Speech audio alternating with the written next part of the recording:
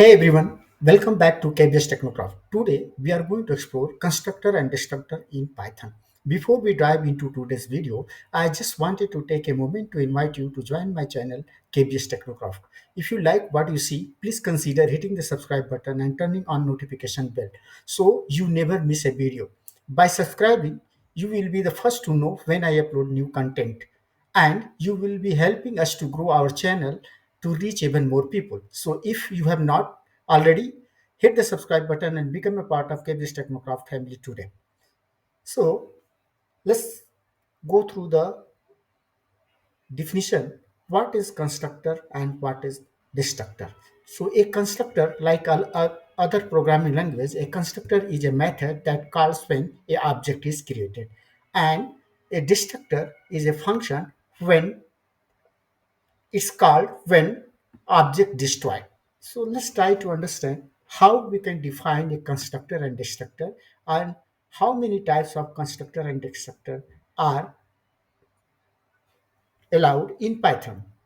So first we will try to create a simple class where we are going to define a constructor. So what I have done a environment setup here. So if you don't have the environment setup on your system, I would highly recommend to go through the environment setup, that is day one tutorial, where I have mentioned how to do the environment setup. And also I'm going to add the link of my blog where it's mentioned how to do the environment setup for Python in Visual Studio Code.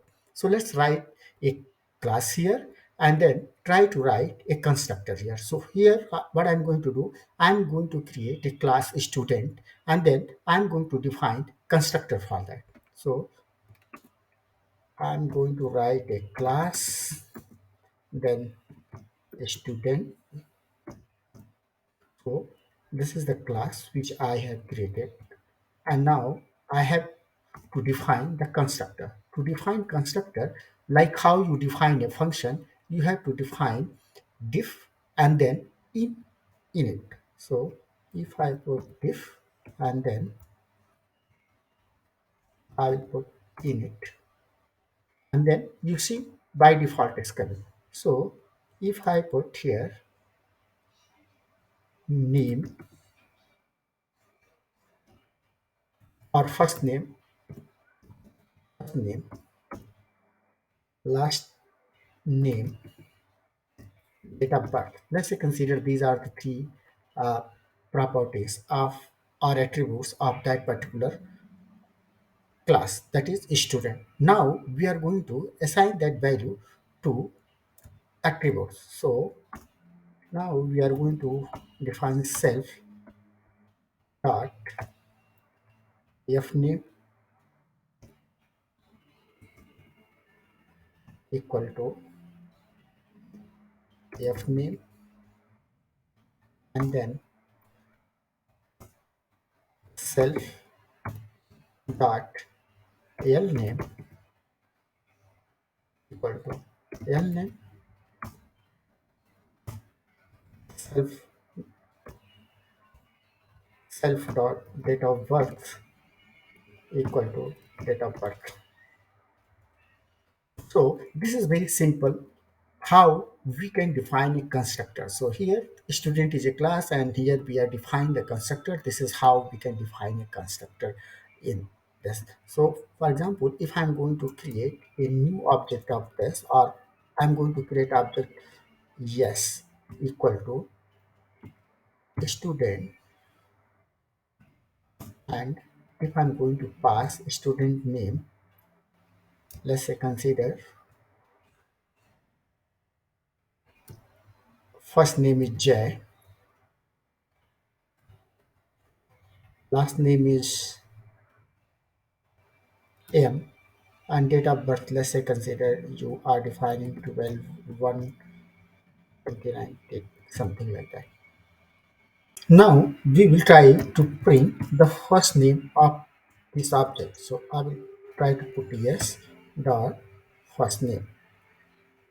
So we'll be able to see the first name displayed when we are going to run this program. So we are able to see J is displayed here.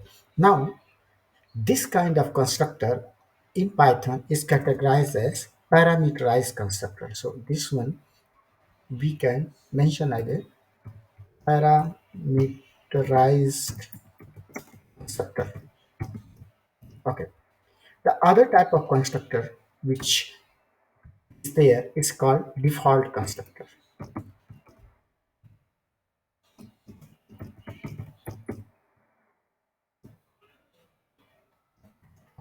So what is default constructor? If I remove this here and only I will try to pass self, and here first name, if I pass here, let's say consider J, and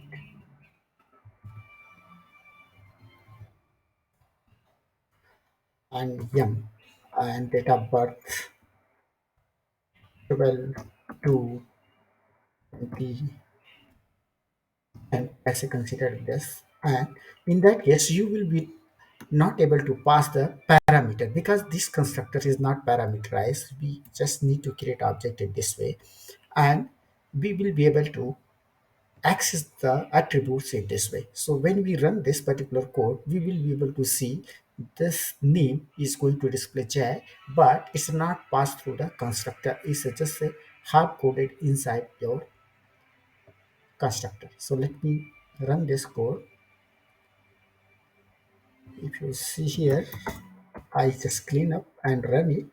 You will see that J is displayed. So in Python, there are two kind of constructor. One is parameterized constructor and one is default constructor. So I try to explain these two. Now we'll move on the destructor. So in Python, destructor are defined underscore del and then parenthesis. So for example, let's say consider same functions when we are having constructor and we want to define a destructor. So to define destructor, we need to use similar concept, but we need to define here. Let me revert back this code to have the parameterized. Okay, so this is where now we need to define. So we can define destructor by defining def as a function, and then this is the keyword underscore del underscore, and then we are passing self, and then we are just printing destructor is getting called. Now, when we run this program, you will be able to see that this program is calling constructor and destructor whenever the initialization and destroying of this object is taken care. So let me run it. So if you see, first is calling the constructor when we are creating the object, and then is a calling destructor when destroying this object. So this is how we can define the destructor in Python. In Python, most of the cases you need not to define destructor explicitly. Most of the cases, Python garbage collector automatically free up the memory of the object when they no longer reference. However, in some cases, it may necessary to define destructor to release resources explicitly. So most of the cases we don't define the destructor, but when you want to explicitly define, this is how we can define the destructor in Python.